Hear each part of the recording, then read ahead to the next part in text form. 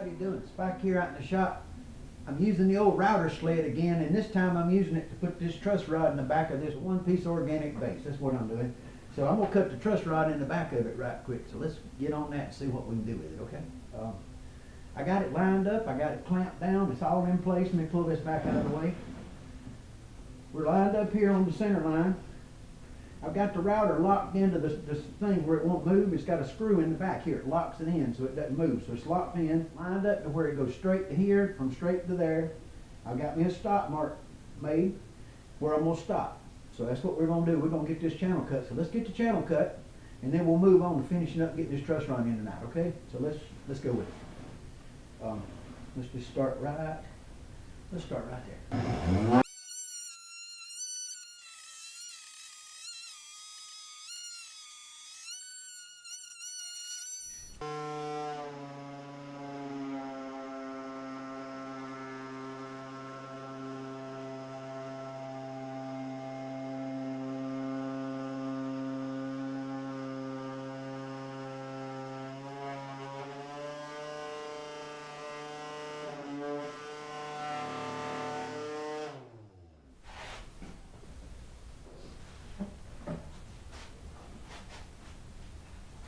Hey dudes, let's see. We're gonna wiggle that in there. We're gonna make that fit. It don't take much. We're gonna drill this in. Hole for access to go out the front, so I can get over here to a bolt to put the wrench in. So I'm gonna take this one and go right through there like that. Right here. Make a little hole right there and drill that one real close right there. Get it to pop out. It should pop out right over there if we do it right. This end back here, we're going to push this in. We're going to put that like that. Okay? We'll push it, tip it out, put it in, and then we're going to take this and run it right back in there like that.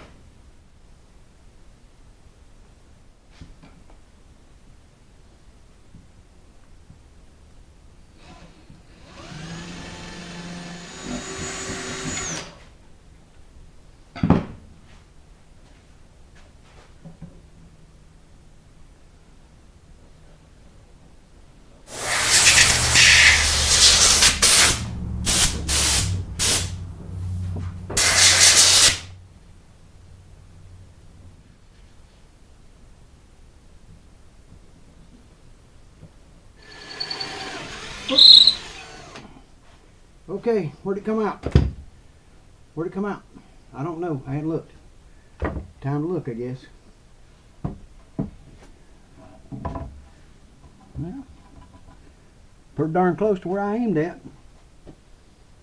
Cool. That'll work. See, right there. I'm gonna go back and route it from the top to make it look real pretty. So I just want to know where it was at. Now, when I route it, I can open it up and go right to it. Okay, now, truss rod, we drilled in this way so we can sink it back in here and sink it and lock it. And I left that hole tight. And this here, I left it tight where the barrel goes in, so it goes in real tight right there. So you have to push it in. So we're going to go back that way and get it all the way back, get it flat. And then we're going to pull it right here and we're going to push it and get it to go. And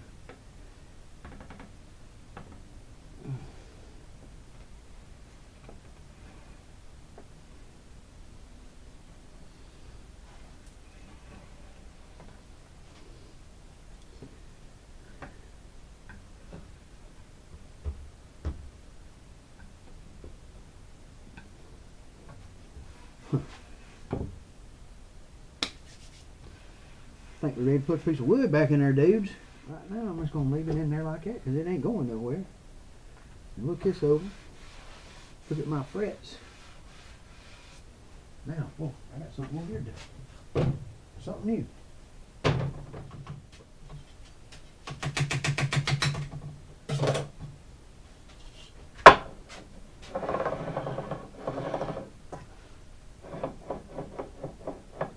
Okay.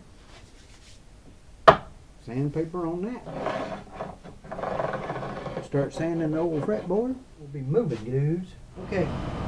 This grain pattern here is real good compared to that one. I think it's exact kind of a good match. So we're going to get us a little piece off this side. We're going to use that to make us a strip from that over there. So what we're going to do is just going to take it out to the saw and get us a chunk of that right there. That's what we're going to take off. So we'll get that done. We can bring it back in here and trim it in and put it in there and get it inside. Let's go. Okay, ready? Let's go.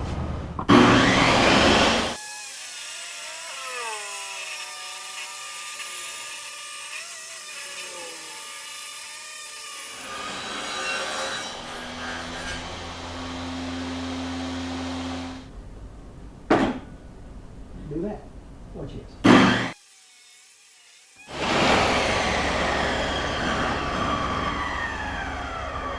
You ought to be able to work with that. What y'all think? Appreciate it. We got to get a strip put in here. We need one to go in there deep enough to fill it. And it's flat right here, so we want to go, I need it right here zeroed out. Yep, 0. So I'm going to go right here. It's going to be this part. So that's 11.7. Got some 15-inch wide strips to work with. So let's go. Let's do that. 15 millimeters wide. Okay. Okay, guys. That should work. You know, I went to a lot of trouble to hook up this dust collector and didn't turn it on, so a lot of good it done.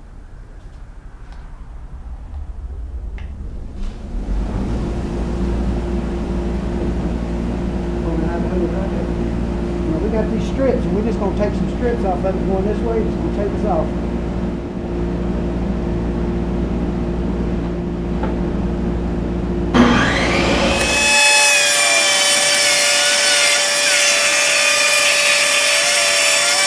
Okay, that's wide enough. It's just a little long. We got to cut it off. This is what we want right here.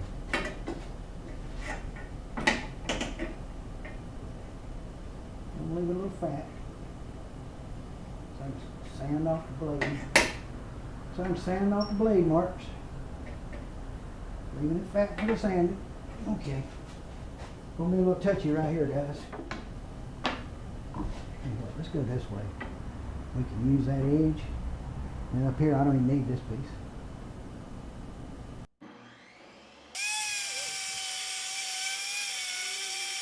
Take it in the shop and see how it fits, what we got to do to make it work. So the first thing we got to do is get the length right. So let's go ahead and just make a rough cut on it right there.